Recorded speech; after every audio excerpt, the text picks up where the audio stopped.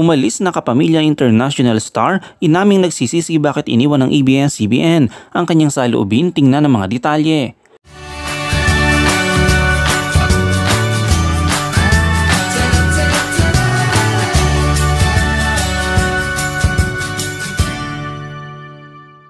Sa isang kamakailang panayam ng TV host na si Luis Manzano, inamin ni Sandara Park na may kaunting panghihinayang siya sa pag-alis niya sa showbiz sa Pilipinas at sa ABS-CBN kahit na siya ay nagtagumpay bilang K-pop star sa South Korea.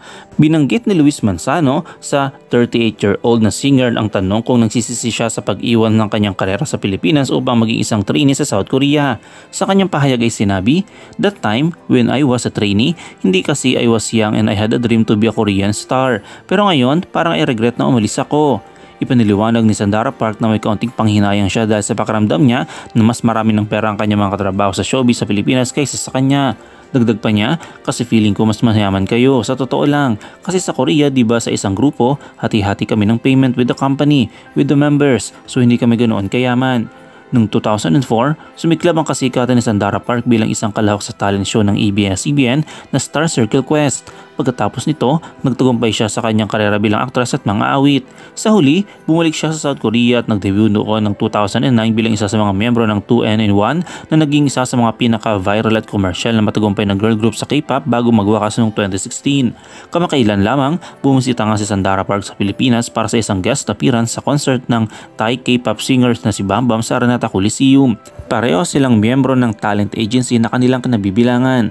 Sa parehong panayam, tinanong din ni Luis Manzano ng festival tungkol sa kanyang pahayag sa isang 1K video noong nakaraang taon kung saan inamin niyang wala siyang ipon at investment.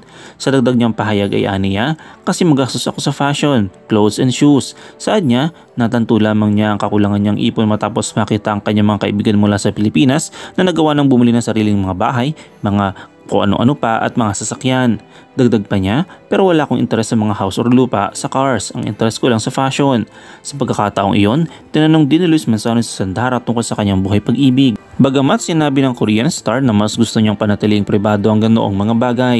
Aniya, "Syempre nagkaroon din ako ng boyfriend. Lahat tayo diba we can date, we can break up, pero kapag nalaman ng mga tao, they will talk about it forever." Sinabi ni Sandara Park na masaya siyang makabalik sa entablado matapos siyang kamakailang ilabas ang kanyang unang album mula na magwakas ang kanilang grupo na 2NE1. Dagdag pa niya, "Iba pa rin yung happiness ko sa stage, so parang ngayon pa lang ako nag-start ulit." Ang kanyang bagong pangarap ay binahagi niya ay magtungo sa isang world tour upang makilala ang kanyang mga fans. Daan niya, "Hindi naman mga arena level tour kahit maliit na venue. Gusto ko mag-tour again kasi may mga fans pa rin ako all over the world." Si Sandara Park ay nananatiling bukas sa pagtanggap ng mga proyekto sa Pilipinas. Dagdag pa nga niya na naiiyak siya na ang mga Pilipino ay nagtatanda o tanda pa rin siya sa kanya kahit na matagal na siyang hindi aktibo sa local showbiz. Anong iyong komento kaugnay dito? Shoutout tayo kina Edna Advincula, kay Gloria Tortuga at kay Rudy Istoke.